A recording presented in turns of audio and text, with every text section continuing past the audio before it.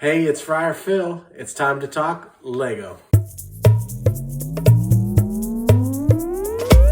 Welcome everyone. Welcome to my Lego room. Check it out behind me. This is my wall that actually looks good and I can present. Not so much on the side, so we're not going to show everything yet. But let me know in the comment section what you think. When you collect Lego, undoubtedly you're going to come to the place where you ask yourself the question, what do I do with all these instructions that I have for the sets that I bought? I recently had a friend who bought his first Lego set as an adult and asked me, do I need to keep this at all? And I was like, yes, undoubtedly you have to keep those. You never know when you may take apart the set and store it and want to build it back up, etc. If you ever want to resell it, you want those instructions. Those are valuable to the buyer. And so yes, keep the set, or keep the instructions. So how do you store those instructions? As Zazu in the classic Lion King sang, I've got a lovely bunch of Lego instructions, and there they are sitting in a row. Big ones, small ones, some as big as your head. Okay, that was lame, but it's true. Okay, he wasn't talking about Lego instructions, he's talking about coconuts, but it still stands. There are small ones. For example, this is for a flower set I bought my wife. Really small, folded up, boom, nice and small. But then it gets bigger and bigger as the sets go on. Here's another small one for that set. Here's a larger set, and a larger set, and a larger instructions. And you know what? Sometimes there's two instruction manuals for a set, but they're not the same size as in this case. And then they get bigger and bigger, and eventually they get thicker. Like I just reviewed the Medieval Blacksmith that was released this year in 2021, and those instruction manual gets thicker. So how do you store all these instructions? Today I'm going to present two different ways to store instructions. The first way, when I started my collection, how I did it, and then the second way is how I currently do it, and we'll dive into the pros and cons for each of those. But when I re-entered the Lego world, the Lego collecting world as an adult, I had 25 sets from when I was a child. Now that collection has grown to approximately 180, just north of 180, and so I have a lot of instructions.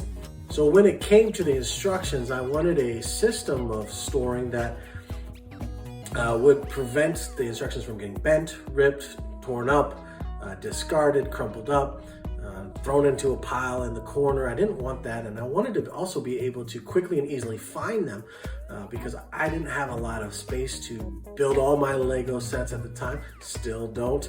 And so a lot of them are in storage, Ziploc bags, etc. I would build them and then tear them down. And so if I were ever to build a set, I wanted to quickly and easily find those associated instructions. My first vision and storage genius plan was to use just simple binders and get those plastic sheets that you can put papers in, and instead put the instructions in there. And my vision was that, you know, my friends would just come over and just love to look and page through my binders of sets since I didn't have them on display. And so yeah, that was a fun vision.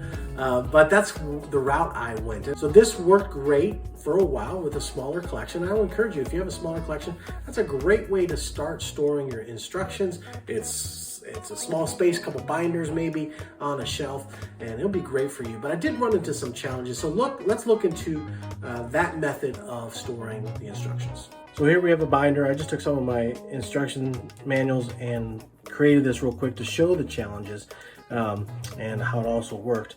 Put a paper in between so you could see. But again, just using a binder and then these plastic sheets. So for smaller instructions, it works pretty good. You can put one instruction in each sheet, but the challenge with that then is if you have a ton of these, like these small tiny turbo ones, I've got probably about 20 to 30 of these cars, and so that would be 20 or 30 pages that you'd have to page through, and then also it will get thicker. So I tried doing multiples per page. I even tried stacking them on top, but as you can see already, they start to slide behind each other, and so that was a really big challenge.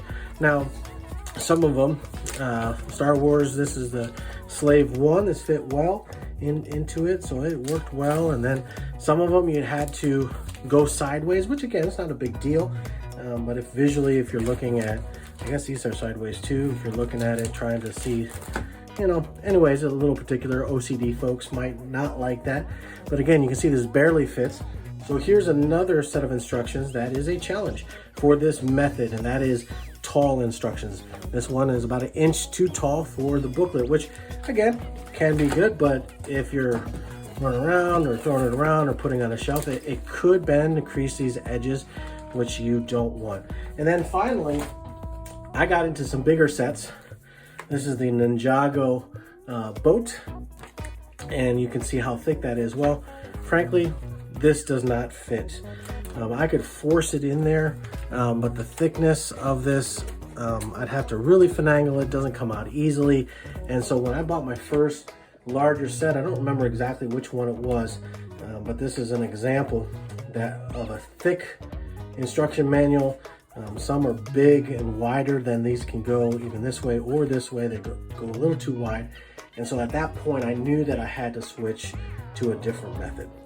Again, if your collection is smaller, that is a great way to store your instructions. Cheap, easy, quick to do. I'd encourage you to do that. However, if you're anticipating growing your collection or you've already bought some larger sets, I've got a second method. I realized that my friends were coming over and paging through my binders. And so looking at them or having a visual display wasn't as necessary as organizing them, keeping them free of bends and rips, and also being able to quickly and easily find the instructions that I needed. So my setup now is a plastic tote that's made for hanging file folders. It has a lid that clicks in place.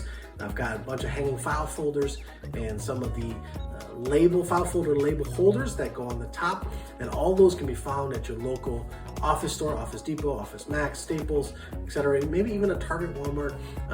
So just again, easy access to get it, not very expensive, but focuses on the organization, focuses on the quick and easy access versus the displayability of the instructions, which I think is the best route to go. So let's take a look at this in detail. So here we are. I've got 2 totes of file folders. These are really nice and snap down. Lid comes off, and then you got the file folders there. So what I did is, you'll notice these particular file folder has these label holders on the top, and you can do them in different locations. That's the reason it nicely spaces out. I really like that. And so I sized out the measurements for those labels. I just created a document in Word, and I put all my sets. I actually put them in the file folders first so I know which ones went together, and then I created an organizational system. You'll see like Castle at the top here, and then the list of set numbers that are underneath it, and then on down the list. Now you may say, well, I'm not a computer person. Well, you can just write on these. Just create a piece of paper in the same size and write on however you want to organize. That's the nice thing, you can organize these however you want. So let's take a look at I've got it structured. I got my castle, and then I go into my pirates, which are probably my 2 favorite themes. And then the rest of this is just all different ones: Aqua Raiders, Alien Conquest, we got Racers, Star Wars, M-Tron. That's an old school theme. City, Coast Guard, etc. And then I got the other totes. I've got my modulars and fairground and holiday and architecture, etc. The nice thing about this is scalable. So if I got another 20-30 sets, I could just get a 3rd tote. And so it is a nice scalable thing. This is about 180 sets, as I mentioned.